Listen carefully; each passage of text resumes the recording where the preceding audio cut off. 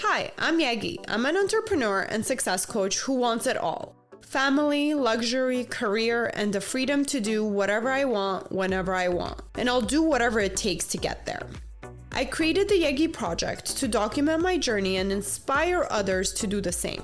My mission is to change the world by influencing and leading others to do what they love and live fulfilled lives. What's up, guys? Welcome back to the Yegi Project. Those of you that are new to our show, welcome.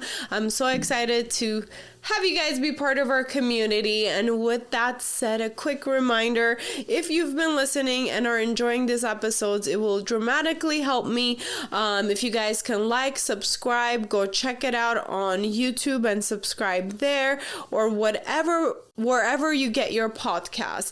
And also check us out on social media. Instagram and TikTok is where we're mostly active under the Yegi Project. This is going to be a solo episode.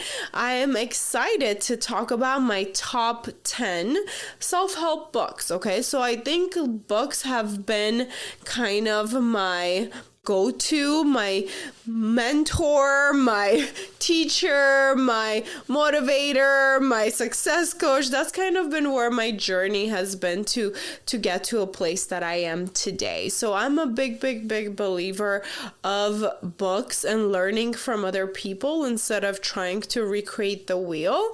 And today I want to share my current top 10 books that I want to share with you guys when I think back and look back of what I think will have the biggest impact on your life overall. So they're not all going to be the same category as in personal or finance or money or business, but I'm going to divide it up into three main categories. And I think that's pretty much what the podcast is about. I think we have to have a really good balance in our relationships, romantical or friendship, or anybody that we interact with. Our second thing is in our family life, so kids, and more specifically if that applies to you. And also thirdly, of course, our personal growth, or I guess it's kind of four different areas. So I'll divide the personal growth area into like personal development for us to be the right person to be successful with the way we think, the way we act. And the second part to that is the financial aspect of it, is what we do and how we approach and deal with our mentality when it comes to money. So I've kind of categorized and ordered the books based on what I think like the order you should focus on. But of course you can try to focus on different areas based on what you think applies to your life currently. But I'm a big believer, and I know just from personal experience and from, again, like interacting with other successful people, having good, healthy relationships in our lives is a huge part that can either motivate and encourage our success when it comes to, the financial side of success instead of only like personal and relationship type of success. Just from my personal experience and what I've seen, I think having really healthy relationships in our love life is really important. And this is the journey that I started with. So with my journey of becoming who I am today and finally feeling like I have a really happy, balanced life in all areas of my life, I had to focus on the relationship aspect of it. Especially when we're younger. I think dating, or when that's a priority initially, most people want to find love, or most people want to have like that companionship. So I think just to talk about in more like bigger statistics, if this is something that's important to you too, this is the first area I would say for you to focus on.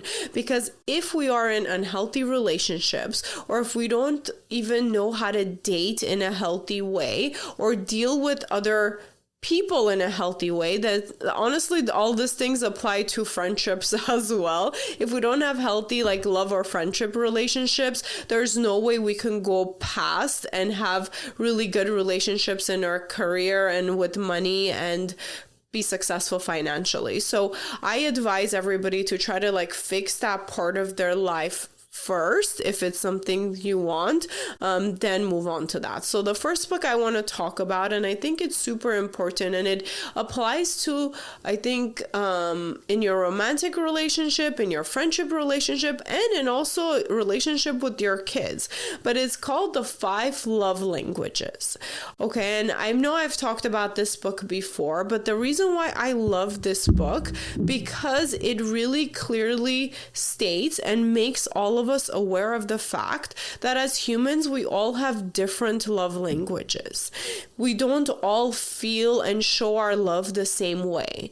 Now, if we don't understand this, or if we're not aware of this fact, we may not understand the way somebody in front of us is trying to show us that they love us, right? If it's a parent, a husband, a friend, if we don't see it the right way, at least be aware of it, we're not going to feel loved. Basically, what the book says, a quick summary, is that we all have different love languages, and we mostly have 1 or 2 primary love language. So if, for example, I'm speaking a different language and my husband is speaking a different language, no matter how much we actually love and care about each other, we're not going to see that or understand that and feel loved. If we speak different languages, our goal is to be able to kind of find a way to learn the language of our partner in order for them to feel loved. Now, if you don't know this, it's so easy for like 2 perfectly people in love to have a failed marriage or a failed relationship. But if you know this and you're willing to put in the effort and the work, and sometimes you do really have to put in effort and work to show your partner the way they feel loved. For example, my love language is a lot of quality time and physical touch. My husband's love language is gift giving. It's so opposite. Like for him, he's okay to not see me for like a week, but if we talk on the phone here and there, but eventually, you know, have good relationship, he'll be totally fulfilled with that. For me, since my time is like physical and quality time, like I need to see and like sit close to someone. I need the hugs, you know, I need the quality time doing things together. I have to get that from him. If I don't get that, then I don't feel love. Like to me, it translates that, hey, you don't love me because you don't want to see me every single day. But to him, it's like, no, like I love you so much. Like I'll do anything for you, but I don't have to see you every day, right? So again, that's a super summary, and I really highly recommend this book for you guys to fully like see the different love languages. I think there's also a quiz you can take online to see what your core love languages or your partners or your friends or your kids' love languages. And it's so funny. I've observed my kids recently. I'm like, oh my God, these kids are so different. One is like exactly like me. One is like exactly like my husband. But it's really funny. Like my son, he loves like hugs and kisses and just like a lot of physical attention. And my daughter doesn't care for that. So to him, like it was like mind blowing. Like literally in the mornings, he wants to go cuddle and like hug my daughter, and they're both tiny. One's like 3, one's like 2, 1.5. So he's like goes and hugs and kisses, and she doesn't want that. Like she doesn't like that. She goes like, no huggies, no kiss. And then he goes like, why, Adina, you don't love me? Like to him, like that means love. And I was like, oh my God, I need to teach my kid from the start. Just because like she doesn't want to hug and kiss all the time, it doesn't mean she doesn't love you. That's not her love language. So I was like, okay, how do I explain to a 3-year-old like there's different love languages? So I think like even in parenting, all this information we have really like translates to having a well-rounded, like mentally healthy kids as well. So I was like, doesn't mean she doesn't love you. That's just not how she shows her love. You need to give her time, you know, and ask. Like you have to ask if she wants a hug. You can't just like force it onto her. And if she pushes you away, it means she doesn't love you, you know. Look, she shares her toys with you. That shows that she loves you. I don't know. So I was just trying to show him that there's different ways for people to show love. But it's crazy. Like it is. It's a thing. So that's the first book. All right, so the second book is called Not Your Mother's Rules, okay? So this book was really helpful for me when I was dating. And for me, like finding my significant other was important because I knew I always wanted the family life and I always wanted kids. So that was like my priority back then too. But now, honestly, looking back, I do believe if we don't know how to maneuver and have healthy dating life or healthy mentality towards relationships, even if you don't want to be like in a marriage, just in any relationship, friendships and all of that, if we don't have the right mentality and the way to handle certain situations or other people's actions towards us, I don't think we can fully be happy. So that's also why like I still recommend reading these books, even if like being married or being in a relationship is not your goal. It's good to understand. I feel like it's good to fully like be able to see, hey, we're all human. Like it's almost psychology. Everybody works a little different, but if you don't know, a lot of times we assume that everybody else is just like us. I used to have that problem. I used to think, oh, I'm so dedicated. I'll be there with one phone call away from my friends or this. Like if you really care, this is what you do. But that's just how I was, we can't expect for somebody else to be just like us. And it's not right or wrong. I may be doing things the unhealthy way, So I think just learning more about how people work and how their brains work is really helpful. Anyways, so this was the second book, Not Your Mother's Rule. So it basically gave a lot of good information about like things to do and not to do in dating in order to attract or find the right partner and not act in like a crazy way if you're super interested. I don't even know how to explain it. Honestly, it was a long time ago since I read it, but I do remember it having like a huge impact on my dating life, and my mentality towards like how men work or how I work or how other people's brains work when it comes to dating. I probably should reread it if I want to give you guys exactly my takeaways right now with my current brain, but I just remember it having really good advice, and I had a lot of like aha moments when I was just dating and figuring out like how relationships work or however we each work. The third and final book that's related to relationships is called How to Talk So Your Husband Listens and Listens So Your Husband Talks. And there is a version of it that's How to Talk So Your Kids Listen and How to Listen So Your Kids Talk. I'm just going to bundle those into one book for relationships. I think they're both amazing. Again, to be able to know how to communicate with other people when our brains work so differently. Sometimes when we're communicating with our husband or our kids, it may make 100% sense to us, and we just don't get why they don't get it. Like, I'm sure all of you have gone through that when we're trying to so clearly explain something to somebody else. And we're like mind boggled that, hey, like, why don't you get it? Like, this makes so much sense. Like, I'm right. We're so convinced that the way we're communicating should come through to them. They should understand what we're saying and they should follow it.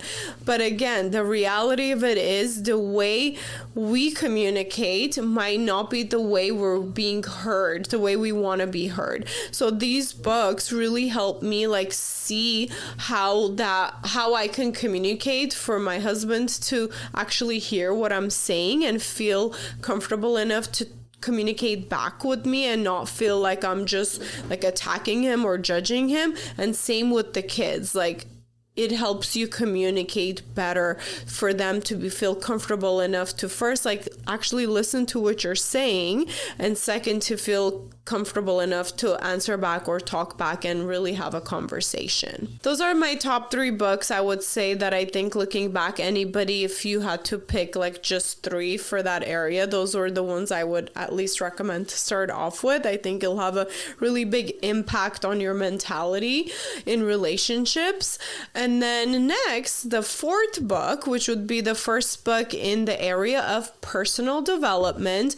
And I want to call this area personal development development, but it's mainly, our mentality. Like, I think that's huge. Like, the way we think and handle things, I think is huge to be able to personally develop. So we can also work on like skills, like having better Excel like skills on the computer, being a better programmer. Like, we can talk about like skill development in relation to personal development, but this is more like our mentality type of development that I want to focus on. And the first one, which is number 4 in our book list, is The Secret. Okay, so a lot of you, I'm sure, have heard of this documentary at least, and there's a book to it.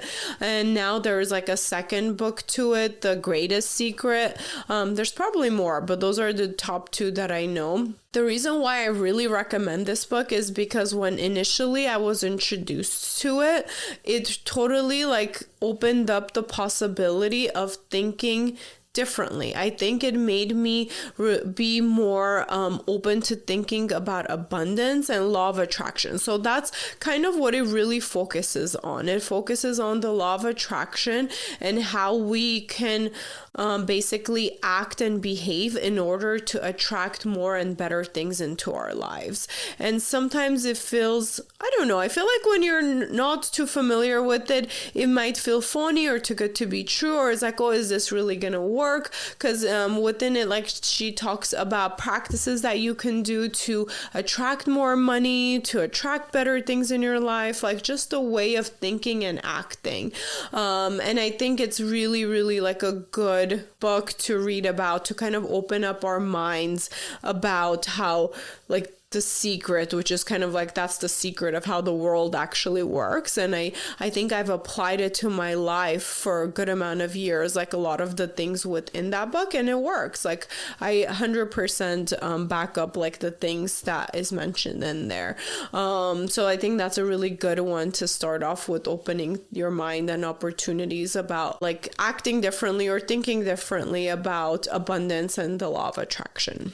The next one is called I Am a Badass. And again, this is another book that's been really popular, but I definitely think that everybody should read this book as their personal development journey. It really helped me personally to kind of get out of my head in doubting my greatness. And I think that's the number one thing we want to do with our personal development. We want to focus on becoming more confident. I think the first area in our personal development we need to focus on is how to be more confident overall. And the book, I Am a Badass, really kind of helps you see that through her story and how we may be limiting ourselves from being a badass, right? How we're in our head, if I'm not good enough, we question our greatness. And this book really helps you to kind of work through some of that stuff. And again, highly recommend as a great book to read for anybody who is in any doubt about anything that they have to do. It's almost like empowering, super easy read. Like, I love that she cusses in the book, and it's like super easy read, but fun read. And it like, you can reread it anytime you're questioning something in your life. So if you ever feel like, oh, but am I really like good enough to do this thing? I found it anytime like I read it, and there's an audiobook version of it too, or anytime I even listened to parts of it, it almost like gave me that push or that kick that I needed to be like, no, yeah, I am a badass. Like, I got this. I don't have to question myself. All right, so that was book number 5. So at this point, we've gone through the journey of working on our relationships. We know how to maneuver people because, like I said, in case we're happy in our day-to-day relationships, we cannot look past that. And then our next step is being happy with ourselves, personal development, feeling confident enough that we can elevate and grow our life. Now, after that comes in the actual financial piece. So I think book number 6 that I recommend, book number 6 and 7. So the next area I'm going to focus is money, right? I'm going to just bluntly say I love money, and I think that's hard for us sometimes to say it because we think if we're a good person, money shouldn't be number 1. But the reality of it is, unless like you have good amount of money, you cannot live comfortably, give comfortably, have good influence on other people, actually feel abundant. So I'm gonna say it, like, money is really important, right? Some people either believe that or don't believe that, but the reality of it is having a lot of money is really what's gonna give you a lot of freedom to be the best version of yourself in all areas of life. So for me, like, once I realized that, money became really important. So I started learning about literally like how to be a millionaire, how to get more money and do all of that. But it didn't come from a place of greed, like, oh, I need money or I'm not gonna feel important enough, or I need money to buy all this luxury things. It was more like I need money to have the freedom to live the lifestyle that I want and make the impact in the world that I want. I think it's just what importance we give money really like sets the positive or the negative like connotation with it. But even having mentality towards money, or even thinking about money, or how we've been programmed as kids with money, is it could be so different. And it could be either liberating, where we have a good relationship with money and easily can earn money, or it could be draining and we can hate money because it's always been such a pain in our childhood or life. We've never had enough and struggled with it, right? So it could go both ways. So these next couple books is mainly to help us kind of have the right attitude and a mentality about money. And again, in order to be able to make more money, or to attract more money, or in order to manage our money more properly. So that's why I think have read books, even if you don't care to be a millionaire or a cajillionaire, right? It's important to know how to handle money, or how to have the right mentality towards money. So the top two books for the money area and mentality is Think and Grow Rich, and then The Science of Getting Rich. I'll throw in one bonus one. So we talked about the I Am a Badass. There's a second book to that. It's I'm a Badass at Making Money. I really like that one too. So we'll just throw in that bonus book in there. But those are the books I would read towards money in order to like have a better understanding of how we're programmed to think and earn or attract money. So number 8 on the list is the book called Money by Tony Robbins. So I don't think this is as much of a mentality book towards money, but it was more like investing and knowing what to do with money, kind of seeing the future. So I really liked, it's kind of a thick book, but I really liked all the kind of like the financial education sort of guidance from that book. Some of it was like a little bit hard to follow at times, but I think that if you like take your time to read it and apply it, it's a really good book. Like, it's not just a book to read and like learn and change your mentality. I think a lot of it is like good stuff that you can apply into your finances that will help you in that area. The next book goes to our family life. So this book is comes later for me in my life, because after I worked on all of that, I had kids, and the kids kind of throw off certain things in your day-to-day life, more responsibility, more time, your mentality, like the lack of sleep can really like affect the way your brain works. So one area that I also really like to focus on is getting more education of how to be a better parent, or how to like have a happy family life, which involves like the kids. So I threw one book on there if that applies to you, but even if it doesn't apply to you, most of you now, if you don't have kids, it's a good read for you to understand and advice you can give for people around you, or even for the future for you when you do want to have like kids or family life. It's called The Secret of Happy Families. And I remember a few things really standing out to me on there. It was like the importance of communicating with your family members, almost like a business and a team, right? Because a lot of times we forget, like, especially when kids come in the picture, we forget that they're like human, right? They have opinions, they have things.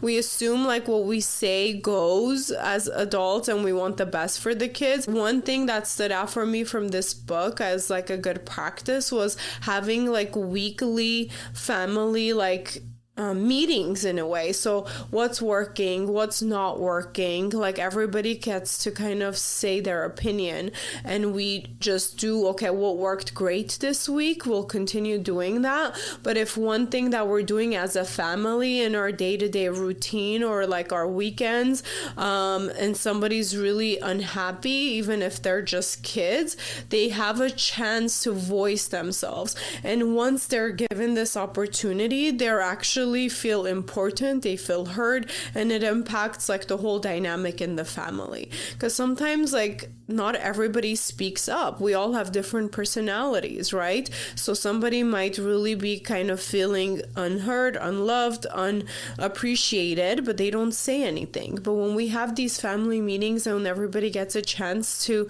kind of like see how things have been going, everybody feels more connected and more in the loop of things, and more, like I said, just mainly more heard and appreciated and loved. So I think that was like the number one thing, that best practice that I would love to incorporate in my life forever. But yes, the book is called The Secret of Happy Families.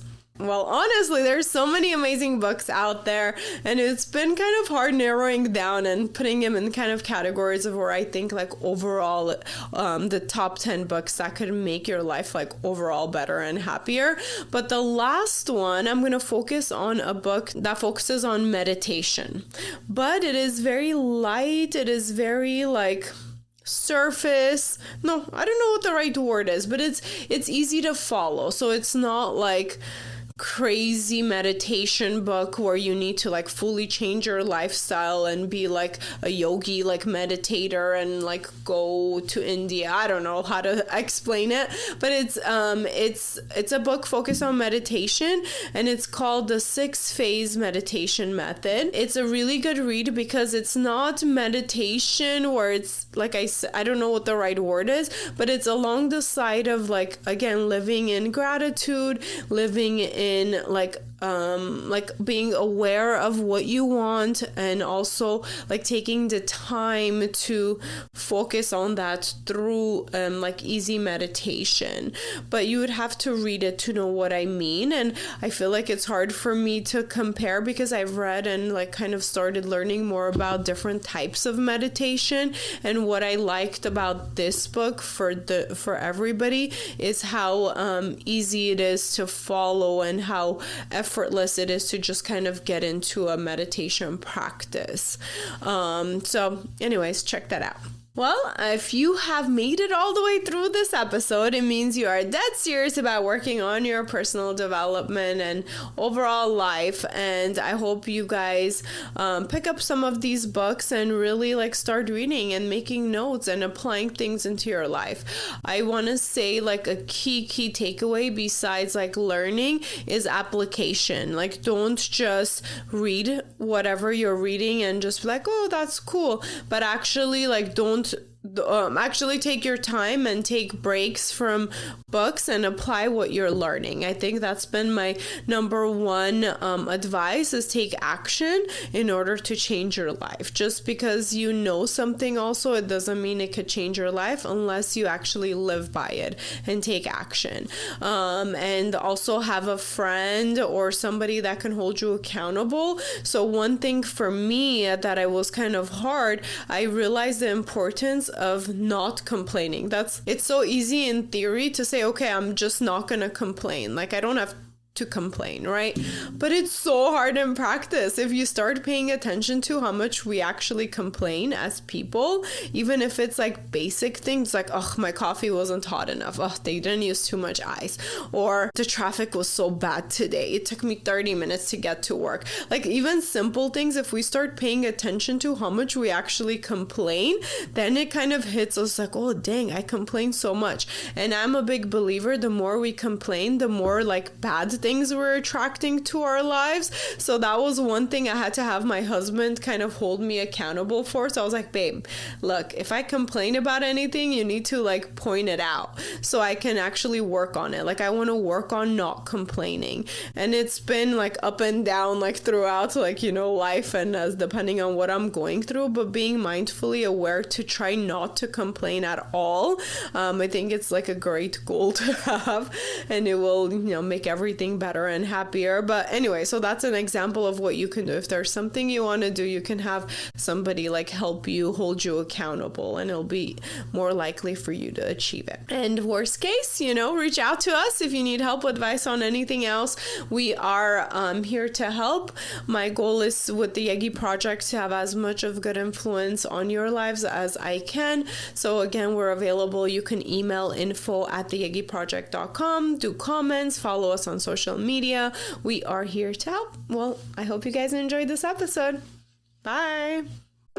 Thank you for listening. Please rate and review this podcast. Follow and engage with us on social media under the Yegi Project. And if you're interested in being a guest, email info@theyegiproject.com. And don't forget to subscribe so you don't miss out on any future episodes.